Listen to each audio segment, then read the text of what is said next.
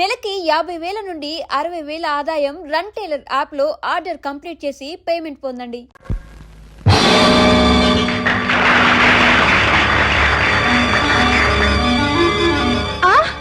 నా నెక్లెస్ ఏంటండి ఏమైంది? నా నెక్లెస్ ఎవరో దొంగిలించారండి. నెక్లెస్ దొంగిలించారా? ఇప్పుడే ఎవరో కాచేశారు. కానిస్టేబుల్స్, వెంటనే థియేటర్ తలుపులన్నీ మూసివేయండి. ఆ అనుమతి లేనిదే ఎవరిని బయటికి వెళ్ళనివ్వద్దు. మహారాణి గారి డైమండ్ నెక్లెస్ పోయిందట.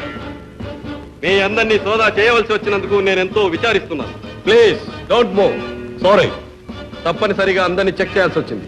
ఆల్ రైట్, మీ డ్యూటీ మీరు చేయండి.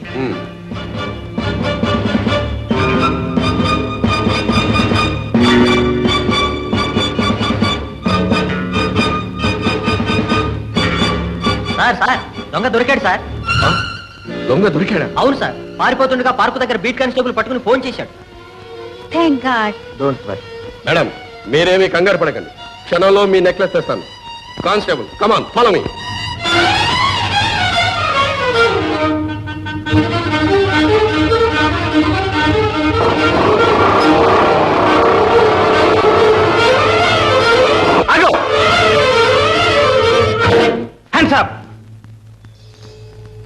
ఆ జేబులో ఉన్న నెక్లెస్ బయటికి తీ. నెక్లెసా? నా దగ్గర ఎక్కడుంది? ఉంది, తీ బయటికి. క్విక్.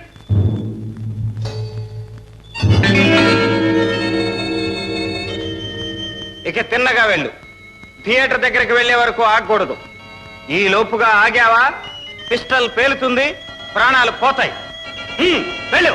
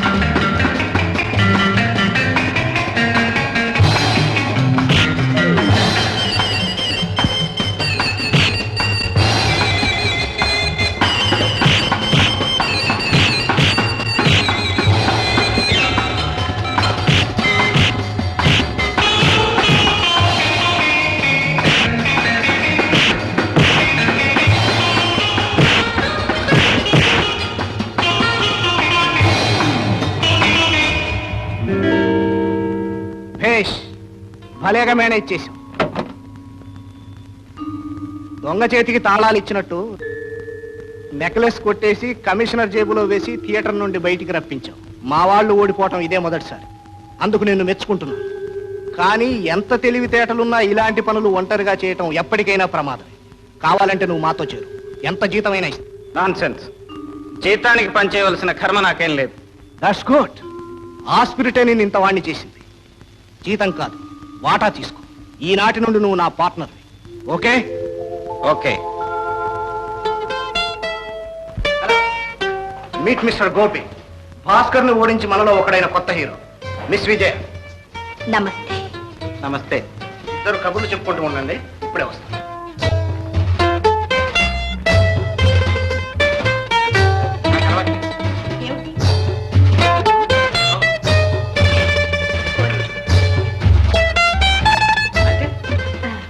కొత్త చోటుకు వచ్చినప్పుడు కొత్త అలవాటు నేర్చుకోవాలి.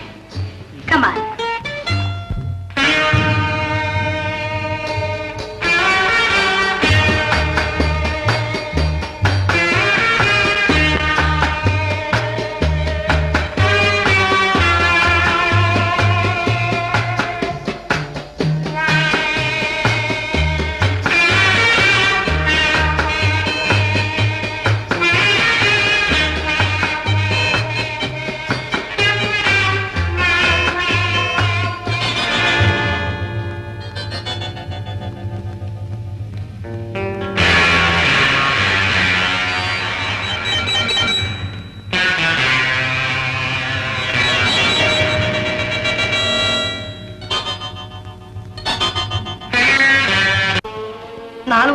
ఒక్కసారి ఇంటికి వస్తావు, ఆ వచ్చిన పూటైనా సరిగా అన్నం తినవు, మనిషి మనిషిలా ఉండవు.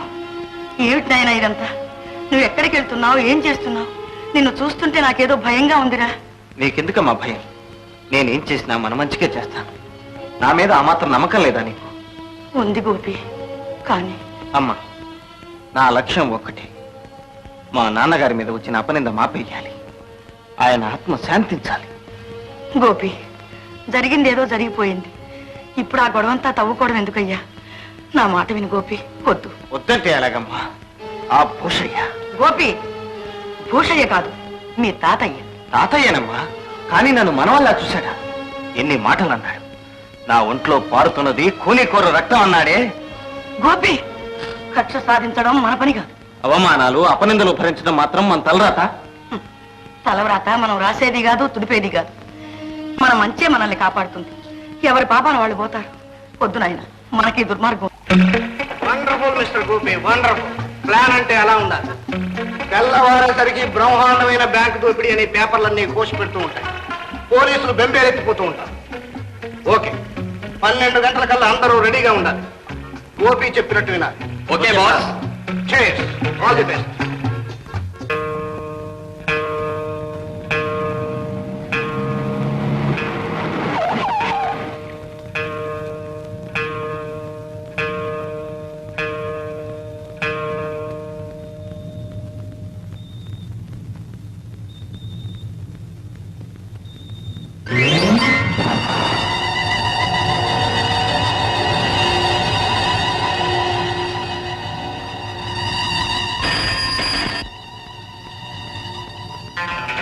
Yes, speaking.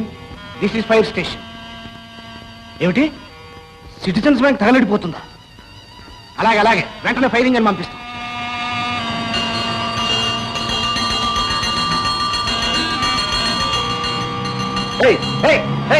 ఎవరది?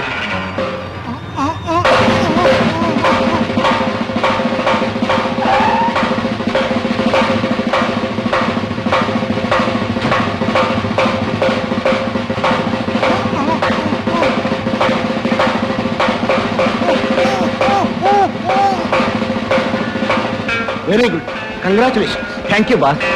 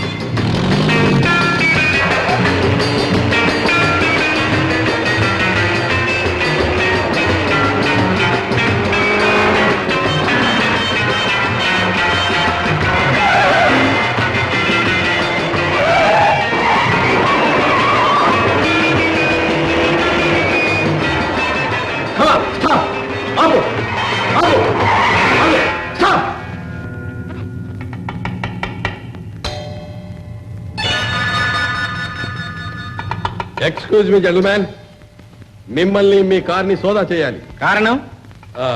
అనుమానం. అనవసరంగా పెద్ద మనుషులను అనుమానించకండి. మిస్టర్, ఏ ఆధారం లేకుండా సోదా చేసే అధికారం మాకుందని మీరు తెలుసుకోవాలి. అందువల్ల మాకు జరిగే కష్ట నష్టాలకు మీరే బాధ్యులవుతారు. డజంట్ మ్యాటర్, వాళ్ళ డ్యూటీ వాళ్ళని చేసుకొనివ్వండి. Come on, carry on. Thank you. Constable, ticket check చేయి. Come on, pick. ప్లీజ్.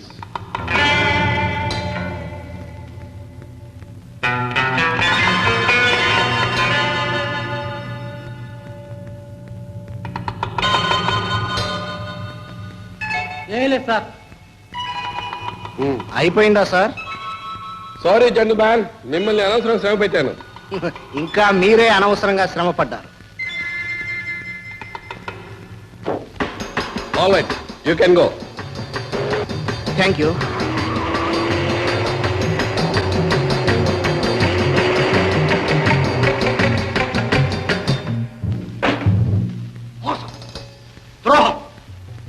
మనలోనే ఎవడో సిఐడి ఉన్నాడు. కనీసం పోలీసులతో లాలూచి పడ్డ మనిషి ఉన్నాడు. లేకపోతే మనం బ్యాంకు దోచిన 10 నిమిషాలకు కమిషనర్ మన కారునే ఫాలో చేసి ఎందుకు సోదా చేస్తాడు? ఎవడు వాడు చెప్పండి. మర్యాదగా బయటపడ్డారా సరే, లేదా ఎలా కనిపెట్టాలో ఏం చేయాలో నాకు తెలుసు. Come on. 5 నిమిషాల టైం ఇస్తున్నాం. సార్, మేమంతా పాతవాళ్ళం. మీ దగ్గర చాలా కాలంగా ఉంటున్నాం. మా గురించి మీకు బాగా తెలుసు. కొత్తగా చేరింది గోపి ఒక్కడే. ఏ కొత్తవాడే చేయాలా? పాతవాళ్ళు చేయకూడదా? భాస్కర్ కనిపించడం లేదు, అతను ఎందుకు చేసి ఉండకూడదు? మిస్టర్, భాస్కర్ గురించి నువ్వు మాకు చెప్పక్కర్లేదు. అతను ప్రాణం పోయినా ద్రోహం చేయి. రుజువేంటి? కమా. Thank you. గోపి, ఇలాంటి ద్రోహం ఏదైనా జరగవచ్చుననే అనుమానంతో అసలు పెట్టెను ముందే భాస్కర్ ద్వారా దాటించేశాను. అది సురక్షితంగా చేరింది. ఇప్పుడేమంటావు? భాస్కర్ నిజాయితీని ఒప్పుకుంటావా? ఏమిటి సార్, ఇతను నన్ను అనుమానిస్తున్నాడే? నా సంగతి ఇతనికి తెలియకపోయినా ఇతని సంగతి నాకు బాగా తెలుసు. ఏం తెలుసు? ఏం తెలుసా? మాలో ఒకటిగా ఉంటూ మమ్మల్ని నమ్మించి తడిగుడ్డతో గొంతు కాయాలని చూస్తున్నావు. నిజం చెప్పు. ఆగండి. భాస్కర్, తొందరపడ్డావు. తొందరపడ్డం కాదు బాస్, ఎవరు నమ్మకస్తులో ఎవరు నమ్మక ద్రోహులో ఇక్కడే తేలిపోవాలి. నేను ఖచ్చితంగా చెప్తున్నాను, గోపి సిఐడి. కావాలంటే అక్కడ పెట్టే పేడ సోదా చేయండి. భాస్కర్, చెక్ చేయడం అంటూ వస్తే అందరినీ చెక్ చేయాలి. మాకేమీ అభ్యంతరం లేదు బాస్. నాకు అంతకంటే అభ్యంతరం లేదు. ఆహా,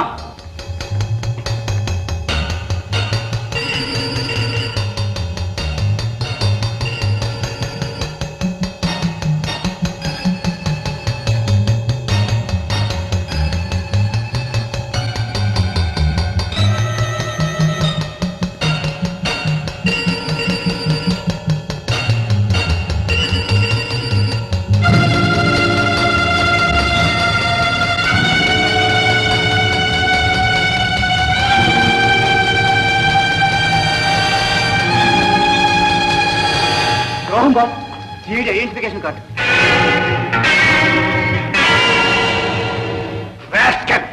ఏమిటిది? సార్ నాకు తెలియదు సార్, నిజంగా నాకు తెలియదు సార్. ఈ కార్డు నా పెట్లోకి ఎలా వచ్చిందో ఏమో. తెలీదు? త్వరలోనే తెలుస్తుంది. వీడిని తీసుకెళ్ళి దండన పారేయండి. మిస్టర్ గోపి, నిప్పొక చోట పొగొక చోట అయింది. I'm very sorry. భాస్కర్, నువ్వు గోపిని అనుమానించడం చాలా పొరపాటు. It's all right. జరిగింది ఏదో జరిగింది, అంతా మర్చిపోండి. Come on, be friends. భాస్కర్కి స్పృహ వస్తే మన గుట్టు బయటపడుతుంది. ఏం పర్వాలేదు బాస్, దానికంతా నేను ఎప్పుడో ప్లాన్ వేసేసాను. భాస్కర్కి స్పృహ రాకముందే హాస్పిటల్ నుంచి మాయం చేసేయాలి. హాస్పిటల్ నుంచా? అవును, కానీ అది నా ఒక్కడి వల్ల కాదు. నాతో పాటు మన వాళ్ళందరూ సహకరిస్తే. ఓ ఎస్, ప్లాన్ మాత్రం పకడ్బందీగా జరిపించడం నీ బాధ్యత. అదంతా నాకు వదిలేయండి. ఈ రాత్రికే మన ప్లాన్. అందరూ రెడీగా ఉండాలి. ఎస్, నేను రెడీ. మన వాళ్ళందరికీ చెప్పి అన్ని ఏర్పాట్లు చేయి. Okay? Okay.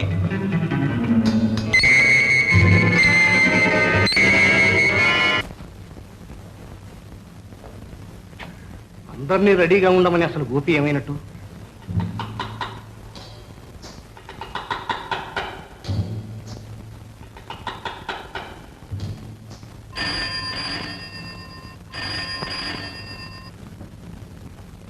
Hello hello. Yes, speaking. Hello boss, నేను గోపి మాట్లాడుతున్నాను. హాస్పిటల్ దగ్గర నుంచి అంతా రెడీ చేశాను. మన వాళ్ళందరినీ తీసుకుని వెంటనే వచ్చేయండి. Okay okay boss. అలాగే అలాగే. గోపి ఎక్కడే ఉన్నాడు. కమాన్, లెట్స్ గో.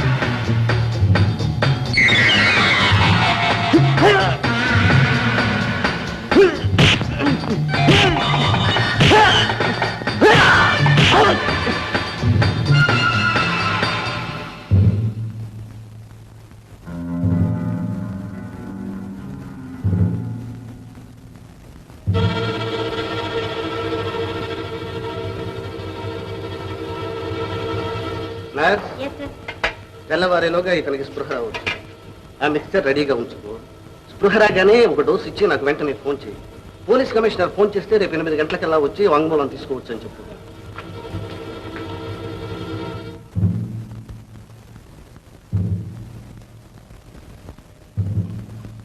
పెద్ద డాక్టర్ గారు నిన్ను అర్జెంట్గా రమ్మంటున్నారు. ఈ మిక్స్చర్ నేను రెడీ చేస్తాను, నువ్వు వెళ్ళు.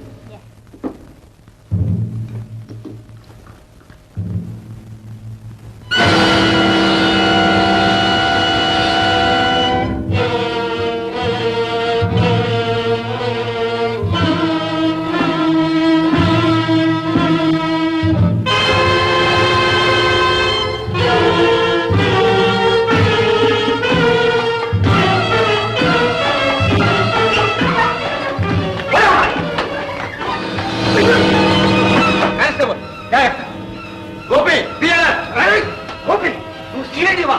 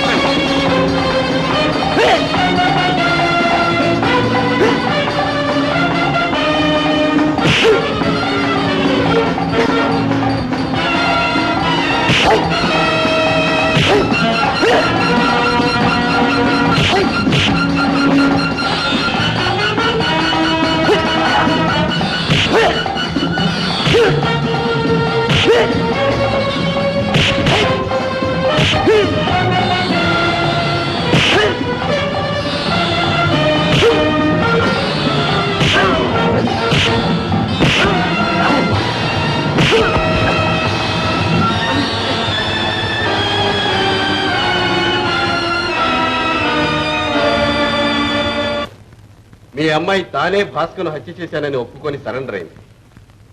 తప్పు ఒప్పుకున్నంత మాత్రాన అబద్ధం నిజం కాదు, నేరం రుజువు కాదు. ఆమె నిరపరాధనే గట్టి నమ్మకంతో మిస్టర్ గోపి ఈ కేసులో తీవ్రమైన కృషి చేశారు. చివరకు చచ్చిపోయిన భాస్కర్ బ్రతికున్నట్టు ప్రకటన చేస్తే అసలు హంతకుడు బయటపడతాడనే యుక్తి పన్నాడు. అతని ప్రయత్నం ఫలించింది. అసలు హంతకుడు దొరికాడు. దొరికాడా? ఎవరండి? 201 రిమాండ్ లో ఉన్న ఖైదీని తీసుకురా.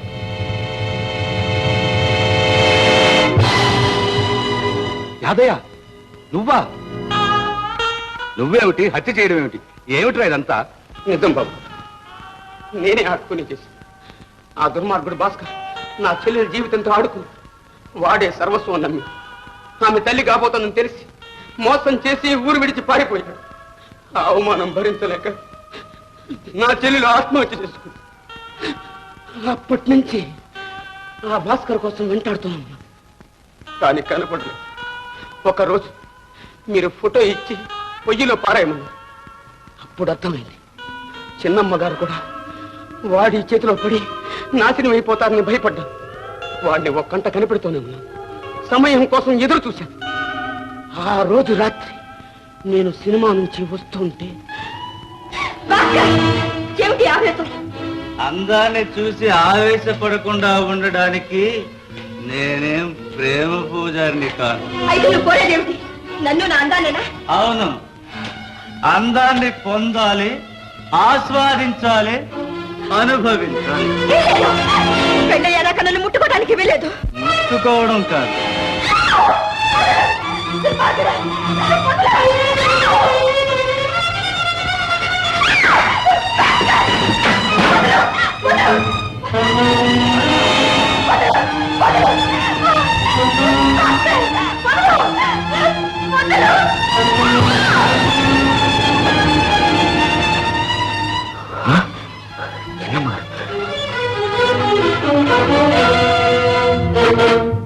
ఏం అలా చూస్తాను?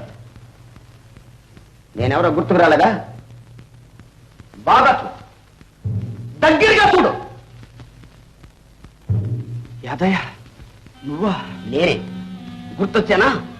నన్నే కాదు, నువ్వు చేసిన ఘోరాలనే కూడా ఒక్క మాట గుర్తు తెచ్చు. దుర్మార్గుడు, ఎన్ని జీవితాలు ఇంకా నాశనం చేద్దాం అనుకుంటున్నావు? అన్యం పుణ్యం ఎరుగని ఎందరు కన్నె పిల్లల్ని ఇలా వంచాలనుకుంటావు? ఎన్ని పసి పువ్వుల్ని కాలరాచి పారేయాలనుకుంటాం? యాదయ్య, యాదయ్య, ఏదో ఎరక్క జరిగిపోయింది. ఎవరిని ఎరక్క? నిన్ను ఎరక్క నమ్మింది నా చెల్లెలు. నిన్ను ప్రాణానికి ప్రాణంగా ప్రేమించింది, ఆఖరికి ప్రాణాలే బలిచ్చింది. ఆ ఉసురు ఊరికే పోతుంది అనుకున్నావా? ఆ కసి ఊరికే విడుస్తుంది అనుకున్నావా? ఆ నాటి నుంచి ఈ నాటి వరకు నేను వెంటాడుతూనే ఉన్నాను. యాదయ్య, ఇప్పుడు ఏం చేయాలని? ఏం చేయాలనా? నీ రక్తం కళ్ళ చూడాలని, నిన్ను నా చెల్లున్న లోకానికి పంపించాలని.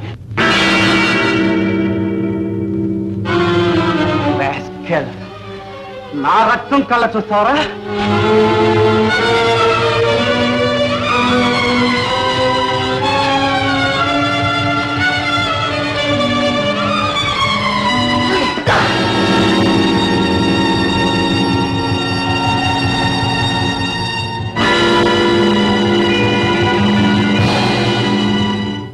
అలా వాడి కత్తికి వాడే బలి అయిపోయాడు. నా చేతులారా నేను చంపకపోయినా నా కసి తీరింది. ఇక మీరే శిక్ష విధించినా నేను సిద్ధంగా ఉన్నా. హోషయ్య గారు, ఇప్పుడేమంటారు? నిప్పు ఒక చోట, పొగ ఒక చోట. నేరం ఒకరిది, శిక్ష మరొకరిది. ఇలాగే మా నాన్నగారి విషయంలో కూడా ఎందుకు జరిగి ఉండకూడదు? జరిగుండొచ్చు. జరిగిందని రుజువు చేస్తే మీరేం చేస్తారు? పశ్చాత్తాపడతాం. కానీ మా అమ్మగారి పసుపు కుంకుమ మాత్రం తిప్పివ్వలేరుగా. పోనివ్వండి. కానిస్టేబుల్, హోషయ్య గారు, ఎవరో మీకు తెలుసా? రంగనాథం మా అబ్బాయి ప్రాణ స్నేహితుడు. ప్రాణ స్నేహితుడు కాదు, ప్రాణాలు తీసిన స్నేహితుడు. చెప్పలేదాం. అవును, నేనే. మీ అబ్బాయిని ఖూనీ చేసి నగలు కాజేసింది నేనే. నువ్వా? అవును బాబు, నేను చేసిన ఖూనీ మీ అల్లుడి మీదుగా పోయింది. నేను తప్పించుకున్నాను. ఆ తర్వాత ఎన్నో దోపిడీలు, దొంగతనాలు చేశాను. చివరకు ప్రాణ స్నేహితుడు చేసిన ద్రోహం పండి నా ఆట కట్టింది. ఆయన కొడుకు గోపి చేతుల్లో పట్టుపడ్డాను. ఈ కేసులో అసలు హంతకుడు రంగనాథమే అని రుజువైంది.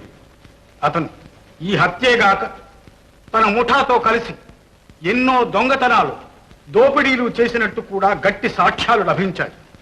గనుక ఐపీసీ 302వ సెక్షన్ ప్రకారం ఈ రంగనాథానికి యావజ్జీవ కారాగార శిక్ష విధిస్తున్నాం.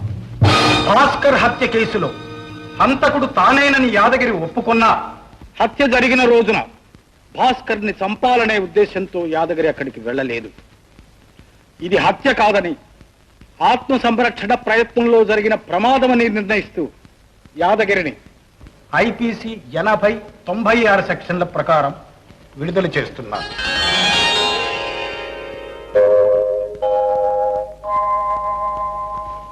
ఈ హత్యా నేరాన్ని కుటుంబ గౌరవం కోసం తనపై వేసుకున్న చిరంజీవి అనురాధను కూడా నిర్దోషి అని విడుదల చేస్తున్నాం.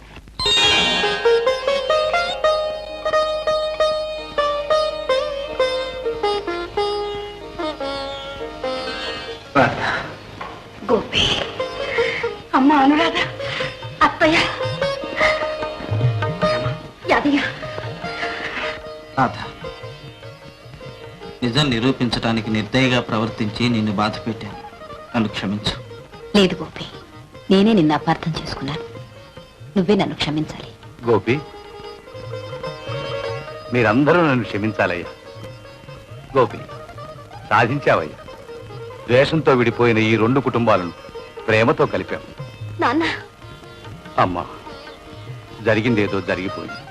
ఇన్నేళ్లు ఆడదిక్కు లేకుండా ఉందాయి. నువ్వు మళ్ళీ వచ్చి నీ పుట్టినింటినే రాధకు అత్తవారింటిని చెయ్యి.